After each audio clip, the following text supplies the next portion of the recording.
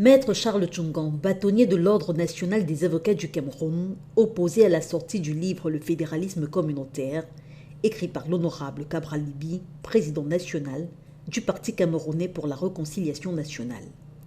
Dans un plaidoyer formulé à l'intention du président de la Commission nationale du bilinguisme et du multiculturalisme, au cours de la visite à Douala de la dite commission, l'avocat estime que le modèle de gouvernance prôné par le président du PCRN est une atteinte au vivre ensemble.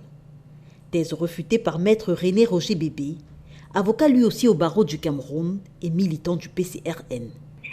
Moi, je considère que, d'abord, le fédéralisme communautaire, on ne peut pas considérer ça comme un concept. Parce qu'en définitive, il y a une antinomie entre la notion même du fédéralisme, qui est une des formes consacrées en droit public par de l'État, et le communautarisme, qui est, n'est-ce pas, le contraire même de l'État, c'est-à-dire un repli identitaire fondé sur des valeurs complètement désuées et contraires au principe de la République. Maintenant, associer la forme de l'État qu'est le fédéralisme au communautarisme, c'est comme si vous mettiez, n'est-ce pas, du vinaigre, n'est-ce pas, dans l'huile pour en faire une sauce. Je considère que c'est un concept extrêmement dangereux. Donc pour nous, la communauté, c'est des gens qui se regroupent parce qu'ils ont des liens d'affinité solides sur le plan culturel, historique, sociologique, anthropologique et autres. Maintenant, le fédéralisme, c'est quoi? Le fédéralisme, c'est dire sur le plan intellectuel. Fédéralisme, c'est une forme de l'État, c'est une notion. Le fédéralisme, c'est une notion, c'est une idée, c'est un concept qui peut avoir donc plusieurs déclinaisons maintenant sur le plan pratique, notamment sur l'organisation de l'État. Maintenant, parler dans le fédéralisme communautaire, c'est quoi? C'est fédérer, c'est mettre ensemble. Fédérer, c'est mettre ensemble, c'est rapprocher. Ce n'est pas exclure, ce n'est pas créer des affrontements les uns contre les autres. Fédérer, c'est amener ceux qui nous étaient, ceux qui sont différents, à vivre ensemble, à se connaître. C'est pour ça d'ailleurs que nous prônons qu'au lieu qu'on se connaisse à travers les prismes déformants, des stéréotypes ou des clichés, que véhiculent certains, tantôt soit par ignorance, tantôt par le désir de manipuler, nous prenons que les valeurs des communautés soient apprises à l'école et dès l'école primaire. Cela va faire en sorte que les communautés qui sont différentes entre elles puissent se connaître et donc s'accepter et faire en sorte que leurs différences deviennent plutôt un motif d'enrichissement et non d'exclusion. Voilà ce que nous prenons à travers le fédéralisme communautaire. Pour Maître Bébé, le fédéralisme communautaire est simplement calqué sur la réalité actuelle, une réalité où de nombreuses communautés revendiquent de plus en plus leur autonomie. Dire que nous prenons la haine et que le fédéralisme communautaire est porteur de la haine ou de la division, c'est faux, madame. Regardez tout simplement la réalité. Notre réalité nous contredit sur ce plan. Notre réalité nous contredit. Vous avez les Douala qui vous disent qu'ils ne veulent pas d'étrangers chez eux. Vous avez les Bamileke qui vous disent qu'ils revendiquent leur communauté, ou bien leur état de grâce ville. Vous avez le Noun qui vous dit qu'ils ont droit à un état.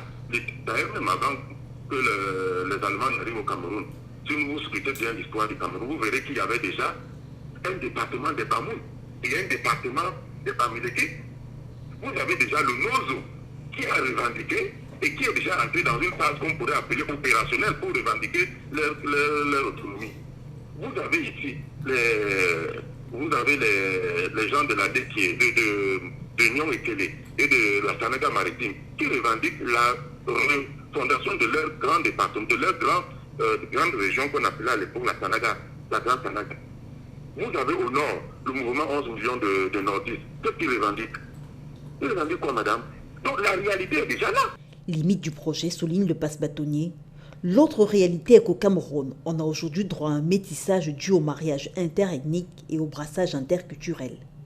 J'ai entendu le tenant de cette thèse vous dire que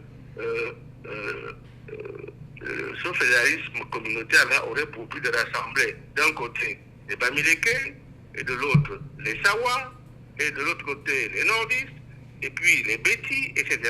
Mais qu'est-ce que vous mettez là-dedans? Les statistiques les plus crédibles aujourd'hui démontrent que le Cameroun est à 67% métissé. C'est-à-dire que le croisement, n'est-ce pas, des populations, en termes de mariage, etc., on est croisé à peu de 67%. Donc vous allez déchirer les familles et les enfants descendants de deux parents participants de deux ou trois communautés. Où les mettrez-vous? Donc en fin de compte, ce qu'on est en train de nous suggérer, c'est de créer dans notre pays une sorte d'apartheid et une sorte de race pure qui serait identifiée en fonction des origines. On aurait une race aérienne Bassa, une race élue Betty, une autre race élue Bamileke, une autre race élue du Nord. Et que ferions-nous donc des enfants issus des couples métissés? Donc 67% de la population camerounaise serait donc exclue de cette démarche qui m'apparaît complètement en dehors de tout concept. Au moment où les clivages tribaux semblent prendre le pas sur le vivre ensemble au Cameroun, Maître Charles Tchungan préconise la mort du fédéralisme communautaire, une idée extrémiste selon lui, pour que demeure l'état de droit. Notons que ces critiques et contestations s'enregistrent au Cameroun, alors que le livre de Cabral Libye, président national du PCRN, n'est pas encore paru dans les kiosques.